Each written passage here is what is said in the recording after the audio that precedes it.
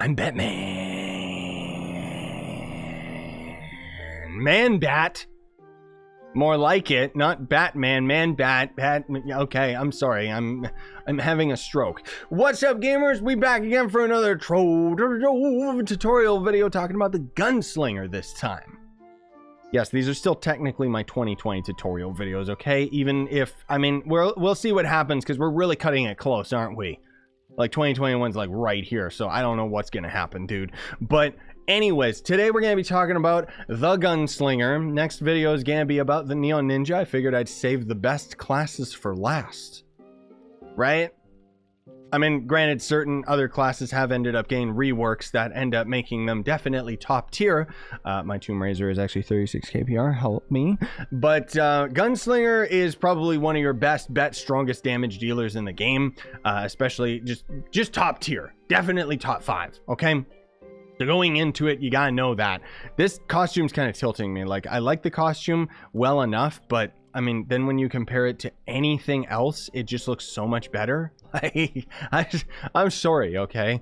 It's just, that's the last time I ended up going on my Gunslinger, was showing the costume. Get this evil chicken off of my head, please.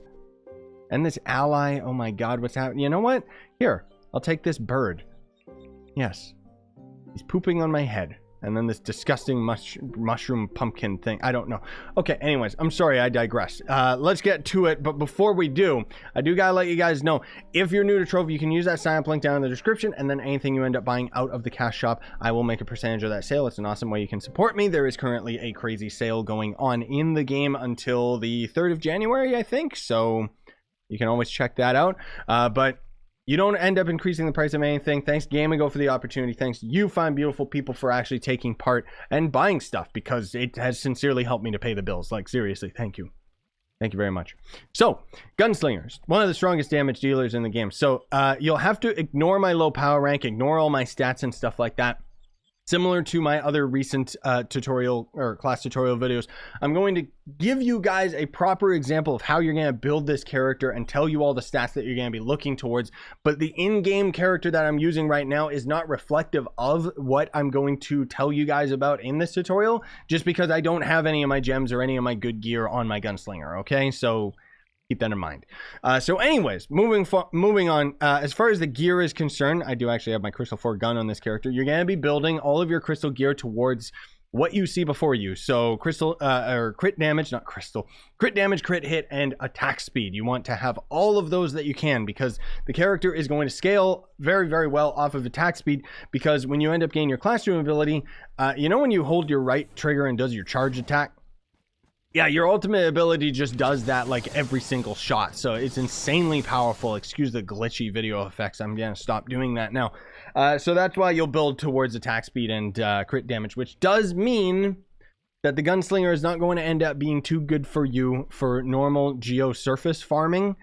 As far as me saying the class is top 10, that is definitely in regards to the Delves, but in regards to normal speed farming, there's other characters that outshine the Gunslinger very, very easily. You can still main the Gunslinger if you want to, like above all else. If it's your favorite character, you're gonna be A+ as far as damage is concerned. The problem is that the movement speed is not going to end up equating to the same amount as other characters, but you can kind of balance that out depending on the subclass that you want to end up using. I, as a frame of reference, always end up using my Knight subclass ability, just because my Knight is at 30 KPR. Every 5k intervals, and increases the mount movement speed, and that is nice and consistent across characters that don't have very good movement speed. It means you'll have good mount movement speed. However, if you just want full raw damage, you're going to be going for the Lunar Lancer subclass ability with your Gunslinger, just because you're going to go to Giga Chad mode, and it's going to increase your damage and your attack speed and everything like that. So it's just, it makes you really, really powerful. So as far as the ally is concerned, that is the wrong ally. Excuse you. We're going to be using a Delves ally, so we're going to be using Puck, actually. It's up to you. So you can either use Avier if you're doing speed farming, just because technically it gives you that movement speed buff, which can end up being really nice to you. However, even with that in mind, I would always recommend that you go for Puck, because it's going to reduce your cooldown timer. So it means that you can cast your ult more, which means that you're going to clear dungeons faster, because literally with the Gunslinger, you pop your ult, everything's dead before your ult even runs out. And that can be a problem when you're trying to do 5 stars with this character, because you are 100% lethal with your ult up only. Everything else, you're not going to be that great. And that's where the Gunslinger kind of falls behind other characters, just because of the fact that you won't be clearing as quickly, as well as moving as quickly. But anyways, ignore my ring and banner being in opposite spots. For the ring, you're going to want to go for one that's got crit hit, magic find. It's entirely up to you. The ring is most of all, you get the substat for the ring that is what you're missing on the character, kind of thing. I mean, for goodness sake, you could get a jump ring and it would be just as effective, just because most of all what you want on the ring is that raw damage. So that's all you're really looking out for. As for the banner, obviously the best ones in the game are from Leviathans. So the torches from Leviathans, you can forge them up, make them stronger. The permanent torches are the rarest item in the game, I would argue, that you can get from a Leviathan. And they do have different varying torches for U8, U9, and U10's Leviathan. If you get a U10 permanent torch Leviathan, I mean, that's just god tier. And then when you end up forging it together with some Delves resources, you can end up making some of the strongest torches or banners in the game. I don't have any of those because they're untradeable, and I just don't grind Leviathans just because they're boring. So otherwise, I just use standard Delves ones that just give you some light. It doesn't really matter too much, honestly speaking. You can use whatever ones you want, so long as they end up giving you enough light. Otherwise, the torches from Leviathans will, like, even the temporary ones will end up giving more light than most of the banners that you end up getting out of Delves, but it's like, whatever. Why do I have food on my Gunslinger? Let me take that off. I don't like wasting that. You can always use, I mean, the whatever, the free range, electrolytes. That's probably your best food option if you want to actually go there, but I don't. So anyways, for your flasks, as always, guys, I'm always going to recommend you Death Defying, just because it's the easiest flask in the game to end up using, and gives you, in my opinion, the most results. Like, obviously, all these other flasks, you can kind of mix and match. There's other things that you can do. You can use Conjurer's Crucible as another top one I recommend, just because you'll get your flask back as you get Magic Find, which does technically mean that you'll farm dungeons for longer, because you're regenerating flasks rather than having to go and refill them. But honestly speaking, you want to know how you resolve that with Death Defying? You just throw down an Origin portal and then you just go and refill your flask that way. Like, it's not really that much of a problem for me. I have died a few times just because I run out of flasks and I don't notice, even though I have Death Defying, because, yeah, if you're building your character correctly, you're not going to have any health, and that's why I always recommend Death Defying. So for your emblems, I mean, if you're going for that raw damage, gamers, you're going to be going for the Arcane Emblem above all else. You easily don't need to use this emblem when you're doing high enough damage to enemies in like U10 and stuff like that. You don't have to use this. You can if you're lacking, but otherwise you can end up very easily swapping it out for some other emblems. Some other ones that I would highly recommend is for your secondary, Chromatic for sure, because again, more ults, that's always a priority. But if you're just doing normal U10 farming, you know, you want to try and have as much movement speed as you can, even if you don't necessarily have it on your gear. You could get movement speed on your gear, honestly speaking, and it would be okay. If you're doing high enough damage with the Gunslinger, you could probably swap out your crit damage or maybe even your attack speed. It's entirely up to you, but the point is that you can experiment with this character a little bit, but if you're building it towards all that raw damage, you're going to be having the highest amount possible, right? So Chromatic can be good. Trailblazing is always a must-have. Unyielding also you can end up using. It's up to you, but honestly, the combo that we've got right here is probably going to be one of, if not the best for the Gunslinger, so keep that in mind. I think then we're already moving on to our gems. So in this regard, I'm going to actually swap over to my Tomb Raiser because I have all of my magic gems on my Tomb Raiser. Basically, I make sure that all of my classes have their class gem ability as the yellow gem, so that I can just end up taking my magic gems and swapping them between all the characters without having to, as you see, put my gems back on. if I've swapped them out, just because it saves me regeminators. So anyway, let's go over to, where the heck is it?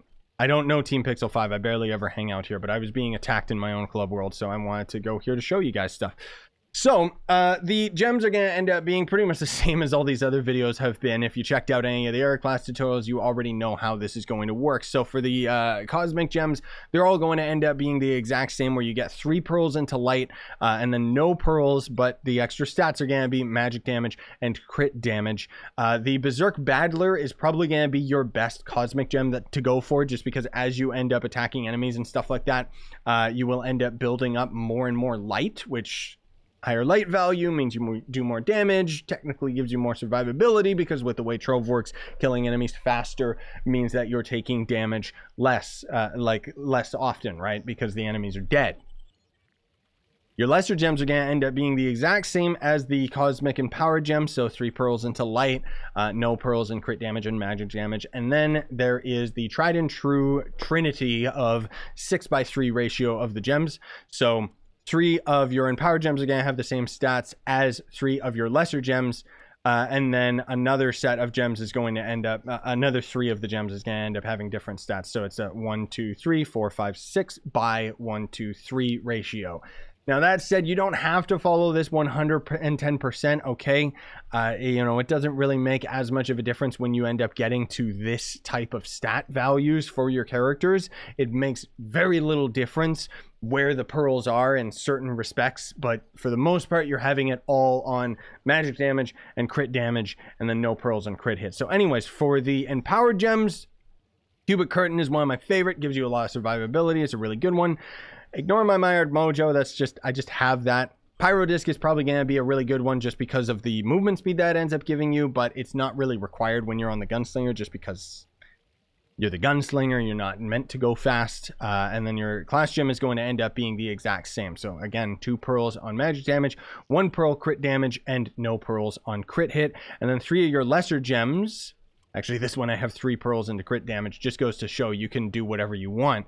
But 3 of your lesser gems should end up being pretty much the exact same. So 2 pearls magic, 1 pearl crit damage, and then crit hit with no pearls.